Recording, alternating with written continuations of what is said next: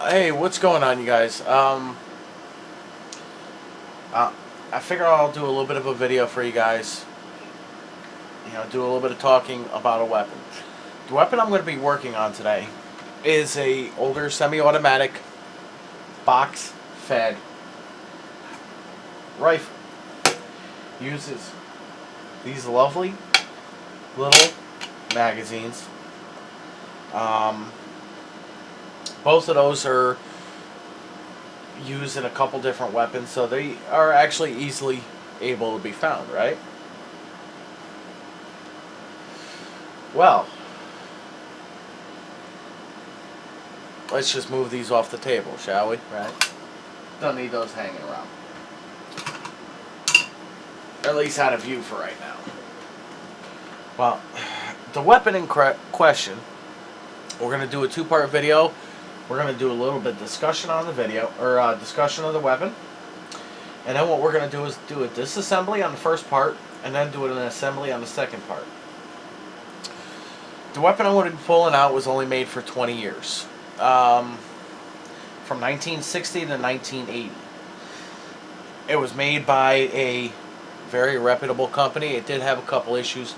We'll get into that in a second. So, without further ado, ladies and gentlemen, I'd like you to meet the Remington Woodsmaster 742. It is a 16-inch barrel. It's got a white dot up front, leaf in the rear, semi-automatic. Uses either a 4 or I've seen the 10-round magazines for them. I really don't care for those. Some of those things, I've seen some crazy pictures. One guy decided to duct tape 2 of them and, turn it into a Rambo gun. Not really worth it in my book. My father purchased this new. He said back in '77, and the confirmation on the barrel does actually validate that. There's actually, Remington actually ended up putting barrel codes on it, or date codes. It lets you know when the weapon was manufactured. And the manufacturer's date on this was actually October of '77. The serial number actually does match too, so, The demise of this weapon, the main reason why it got stopped, it wasn't really that popular. Yeah, it was made for 20 years, but there's only 1.4 million of these made. This happens to be one of them. These things did have a couple issues. This one, on the other hand, never did have an issue. My father's fired it a ton of times. I fired it a ton of times. It worked. So, this thing has been around in my family for over 30 years. The problems that this weapon did have, that a lot of people actually did report, was all extractor problems. If the extractor broke, you basically had to treat it as a single shot. That's it. So, I never had issues with it.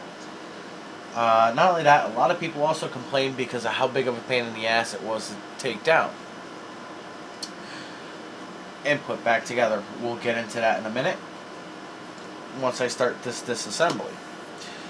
Very few tools are going to be needed. We'll discuss those. I'm just going to step this off to the side. Now, for those of you who don't know, the 30-06, you have 2 different types of ammunition for it. Well, at least in ways. I'm going to zoom in on this so you guys can actually see. You have your boat tail, your soft point, and then this one is actually a newer round. Both of these rounds, they were produced about 30 years ago or so. Maybe more, I don't know. This one right here is made for single shot only. So I cannot use this in a 742 unless I'm gonna manually load that one in first. There's no point. This one can be shot in it. This one can also be shot in it. These things actually shoot really good. This is actually a older Western super match. It's a 180 grain boat tail. And for those of you who don't know what Western is actually Winchester. You know, these were actually made in New Haven, Connecticut. This is actually a Remington 180 grain soft point. These were actually made in Bridgeport, Connecticut, which is my hometown. This is a Winchester ballistic silver tip. It's 150 grain, so you know what? It's a fast moving round. I'd love to see what some of the ballistic testing on this thing will do, because this thing definitely looks nasty.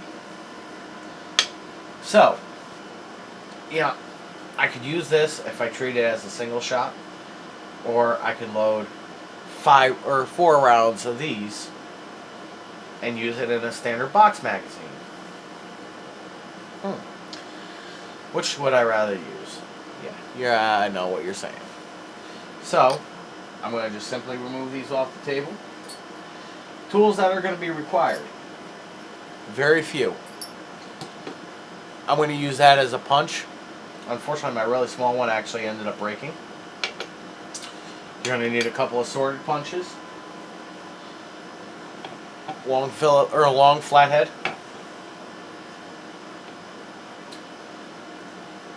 A non-marring hammer. And in the case of this,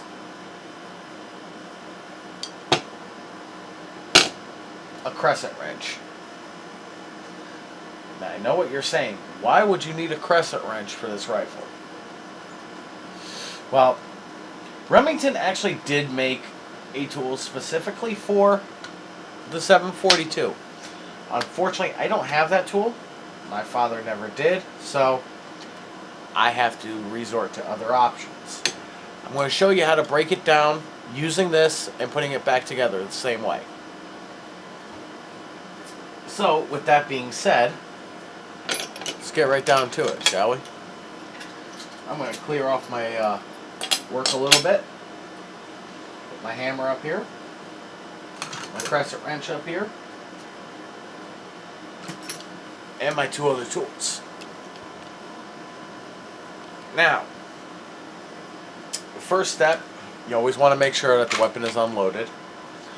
This one is. I'm going to start by taking off the sling.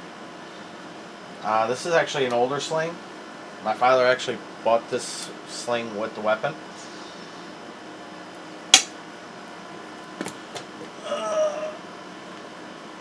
I'm just going to put this right behind me for a minute. Now, at the base of the forearm, there's actually going to be a screw. Now, some could be Phillips head, some could be flathead. This one happens to be a Phillips. Or a flathead, I'm sorry. Long day at work. And as you're unscrewing it, give it a little bit of pressure. It'll come right off when it's done. I'm going to set this off to the side so that this way it does not get damaged.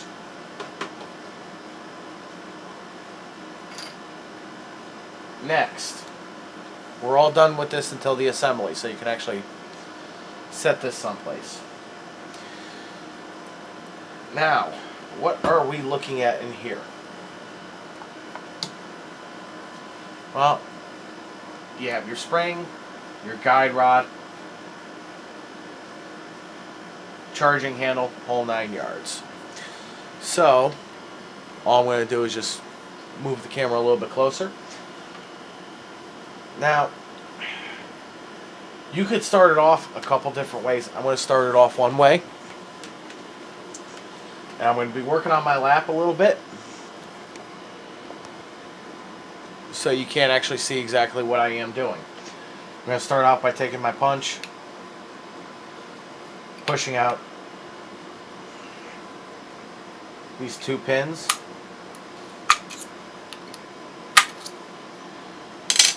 Yeah, it breaks the trigger mechanism, or the fire control breaks down like most of the other Remingtons. 2 pins knocks it right out. All you're going to want to do, very simply, move the fire control forward a little bit and it'll pull right out. So now you can actually see all the internals. You know, if you actually look, yeah, it is actually clean. Last time I shot it, I took it apart and whatnot. So yeah. Next step in the process, you're going to have to come back with your punch, and at the front of your assembly you're going to see this pin. This pin has to be knocked out. So a punch and a non-marring hammer, a couple good healthy whacks, knocks it right out.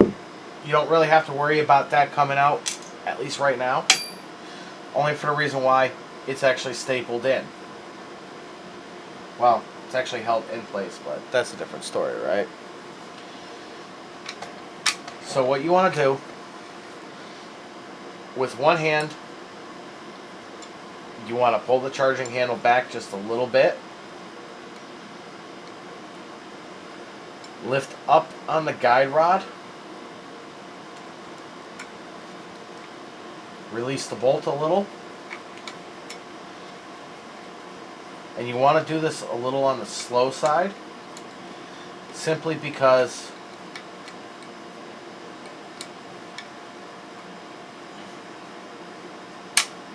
you know, you don't want the spring coming flying out at you, right?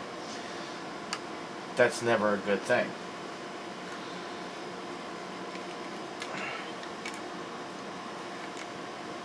Okay.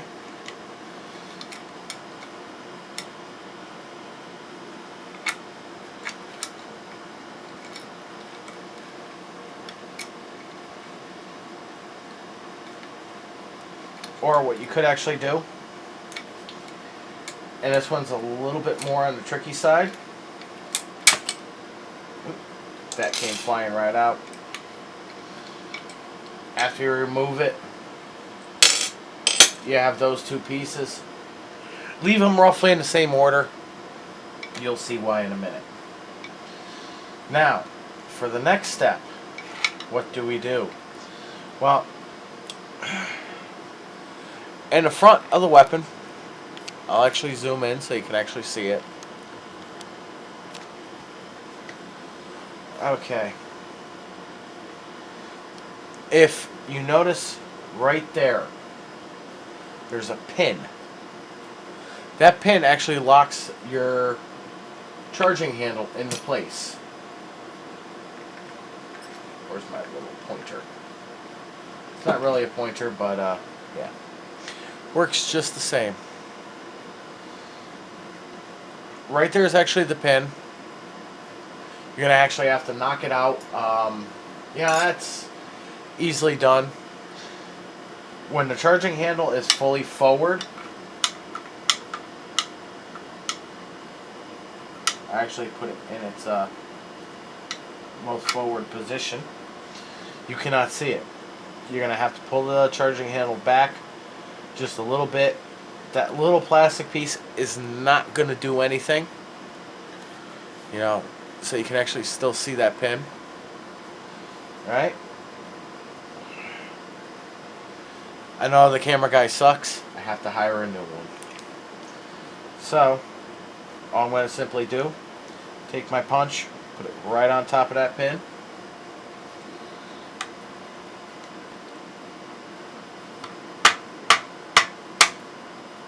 knock it out. It will come dropping out if you're doing it like I am with your pants. You know, it shouldn't go too far. You're done with this for right now, so you can set this off to the side. Pull out your charging handle. Now, you have your charging handle out, so therefore you don't have to really worry about that. Next step in the process is going to be a little bit different. Okay, I'm going to zoom you out. You're going to want to take your weapon, especially if you're going to be doing it like I am. Have a towel underneath you, so this way you don't scar up the wood. Place your leg right on top of it, and what you want to do is you want to have the ejection port facing you with the barrel towards your left leg. Take your crescent wrench, and at the front of the barrel you're going to see a nut.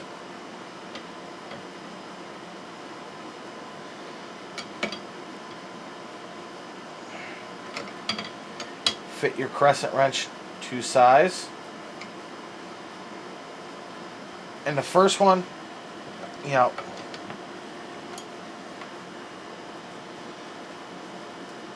you're just going to have to fit it to size, press down just a little bit, screw it off. Notice how your bolt will actually come out. See the little top hat piece? Yeah. Now, next step in the process. Now you can actually pull the charging handle forward a little bit. Pull out your barrel. I'm going to leave it up here for right now so you guys can actually see some. And simply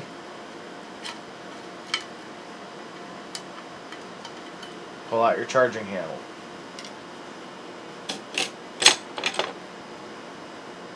Your bolt, your little plastic piece.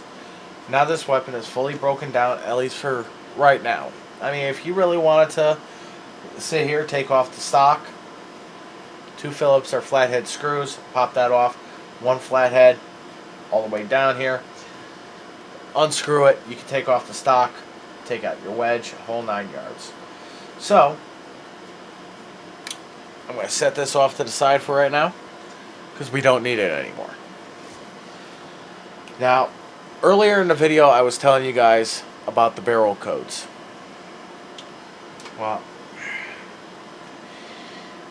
if you come up right at the beginning of the barrel, you'll see, I'll actually zoom it in. Hopefully my focus will work. Okay. See all this? This is simply everything you need to know. Those 2 letters right there are actually your date codes. The E stands for October. The O, believe it or not, it has 2 meanings. You know, knowing that this weapon was not made in the second time that the date was used really helped out a lot. It told me either the weapon was made in 1977 or in 1994. Since I knew that the last time this weapon was produced was back in the 1980s, or 1980, I know point blank that, yeah, this weapon was, not made then. Now, if you look on the opposite side, this is actually really cool. You know, you're going to see all this over here. This REP is actually the Remington stamp. It's actually their proof mark. You know, this over here is just other marks. Proof mark, barrel codes, whole 9 yards. So, yeah. Notice on the end of the barrel, too, It's actually where your bolt will lock in.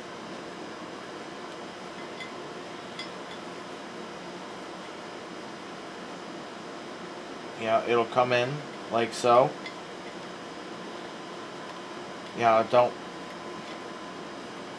Don't mind the way it's going in right now. Let's see.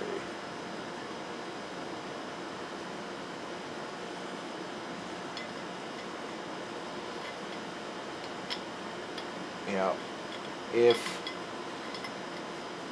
you look at it, it's going to lock in like so. That's the way how your bolt actually locks in. It has a whole bunch of little grooves in there. So, yeah. If you guys want to take down the bolt as well, stay tuned for a second. Let me adjust my light. Move up a little bit closer and pull you guys right there. The plastic piece we could set off to the side. To pull apart the bolt, you're going to notice right here, you have this pin.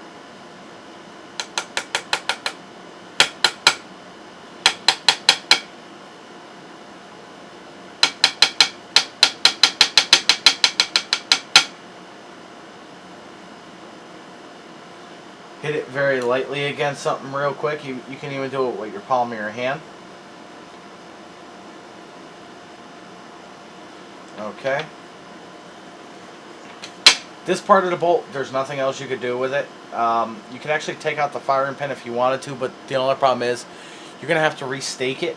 So that's the only downside. Now inside here is actually a spring if it wants to come out from me, which obviously it does not. So this one already wants to get ahead of me. Okay. You're going to have this bar sitting like this. Pull that out. Inside there's actually a couple pieces. You've got a flat,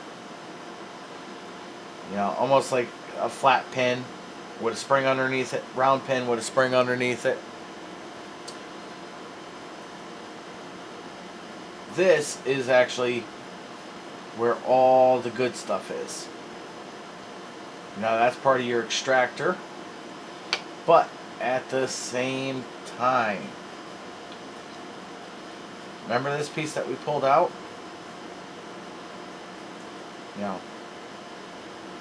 You cannot see it in here. This is actually part of the locking piece. So your bolt is actually disassembled.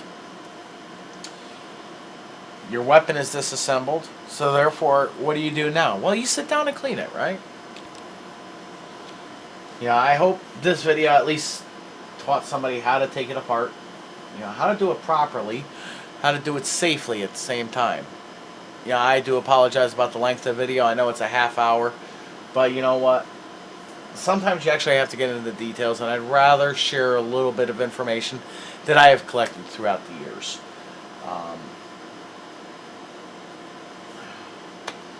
Next video, I'll get into the points you want to oil, points you don't want to, and get into the assembly.